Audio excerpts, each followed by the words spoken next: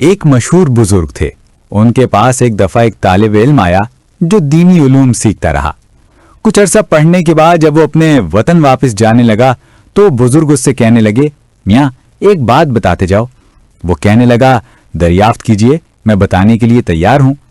وہ کہنے لگے, اچھا یہ تو بتاؤ کیا تمہارے ہاں شیطان بھی ہوتا ہے؟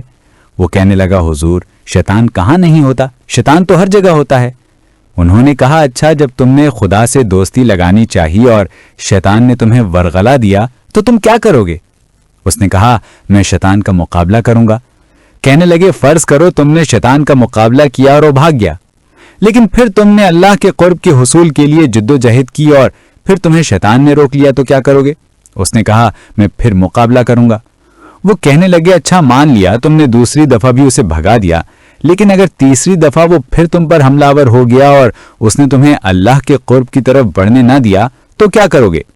وہ کچھ حیران سا ہو گیا مگر کہنے لگا, میرے پاس سوائے اس کے کیا علاج ہے کہ میں پھر اس کا مقابلہ کروں؟ وہ کہنے لگے, اگر ساری عمر تم شیطان سے مقابلہ ہی کرتے رہو گے تو خدا تک کب پہنچو گے؟ وہ لاجواب ہو کر خاموش ہو گیا.